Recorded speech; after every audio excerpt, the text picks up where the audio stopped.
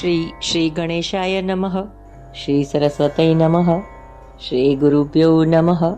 ઓમ નમો ભગવતે વાસુદેવાય. જશોદા તારા કાન કુંવરને સાદ કરીને વાર રે, આવડે ધૂમ મચાવે બ્રજમાં નહીં કોઈ પૂછનાર રે. શીકું તોડ્યું ગોરસ ધોડ્યું ઉગાડીને દ્વાર રે, માખણ ખાધું દોડી નાખ્યું જાણકી દી આવાર રે.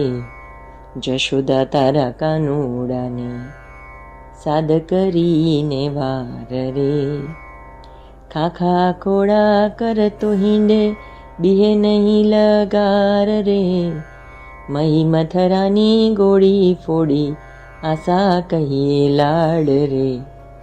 જશોદા તારા કાનુડાને સાદ કરીને વાર રે. વારે વારે કહું છું તમને હવે ન રાખું બાર રે. નિત્ય ઉઠીને અમે કેમ સહીએ બસીએ નગર મોજાર રે. જશોદા તારા કાન કુંવરને સાદ કરીને વાર રે. આડી અવડી વાત તમારી હું નહીં સાંભળનાર રે. ડાયો ઢમરો લાડકો મારો કદી ન એમ કરનાર રે. મારો કાન જીગર મારા મતો ક્યારે દીઠો બહાર રે. દૂધ દહીંના ભાટ ભર્યા છે બીજે ન ચાખે લગાર રે. શાને કાજે મળીને આવી ટોળે વળી 10-12 રે.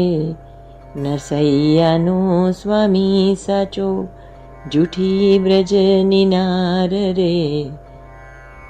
આડી અવડી વાત તમારી હું નહીં સાંભળનાર રે. વત્સાન મૃગ્યન કવચિદ સમયે ક્રોશ સંજાત હાસઃ, સ્તેયં સ્વાદ તથ્યમ દૈધીપયઃ કલિપતયે સ્તેય યોગેહિ. મર્કાન બોક્ષ્યન વિભજિત સચેન્નાતિ ભાંડનમ ભિન્નતિ દ્રવ્યલાભે સગૃહકુપિતો યાત્યુ પ્રકોષ્ય તોફાન.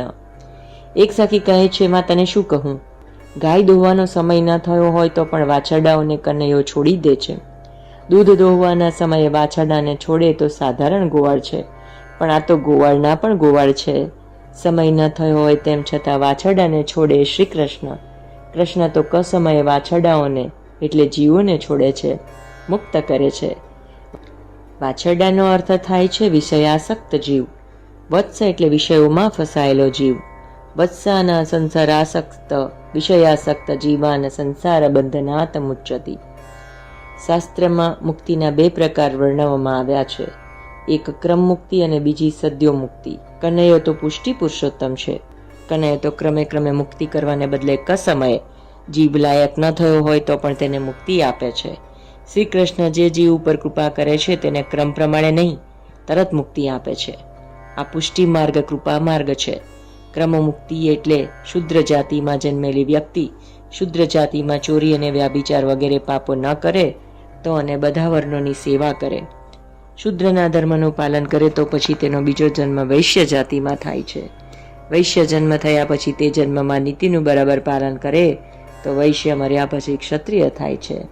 ક્ષત્રિય ધર્મનું બરાબર પાલન કરે એટલે મર્યા પછી બ્રાહ્મણ થાય. બ્રાહ્મણ જન્મમાં તે સદાચારી હોય તો તે પછીના જન્મે અગ્નિહોત્રી બ્રાહ્મણ થાય છે. તે પછી બ્રહ્મનિષ્ઠ યોગી તરીકે જન્મે.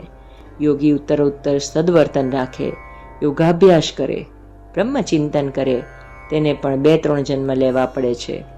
ક્રિયામાણ સંચિત અને પ્રારબ્ધ બધા કર્મો બળે એટલે જીવ શુદ્ધ થાય છે, તેને મુક્તિ મળે છે. આ ક્રમ મુક્તિનો માર્ગ છે. પરંતુ સદ્યો મુક્તિમાં કોઈ ક્રમ નથી. ઠાકોરજી જે ઉપર કૃપા કરે તેને વૈકુંઠમાં લઈ જાય. કોઈ વૈશ્ય ભગવત ભક્તિ કરે છે, શ્રી કૃષ્ણ પ્રસન્ન થાય છે તો તે વૈષ્ણવને ઉઠાવીને ભગવાન ગોલોકધામમાં લઈ જાય છે. શ્રી કૃષ્ણ તો દૂધ દોહવાનો સમય ન થયો હોય તો પણ વાછરડાઓને એટલે કે જીવોને બંધનમાંથી છોડાવે છે. શ્રી કૃષ્ણ તો અનુગ્રહ પુષ્ટિ પુરુષોત્તમ છે. જે જીવ ઉપર કૃપા કરે છે તેને તરત મુક્તિ કરે છે. રાજા ધારે તો કોઈ વ્યક્તિને રાજા બનાવી શકે છે. તેમ ઠાકોરજી બંધનમાંથી કસમયે પણ મુક્તિ આપે તો તેમાં શું આશ્ચર્ય? પરમાત્મા પ્રમેય બળથી કોઈ વૈષ્ણવને તરત મુક્તિ અપાવી શકે છે. શ્રી કૃષ્ણ સદ્યો મુક્તિ આપે છે. જય શ્રી કૃષ્ણ.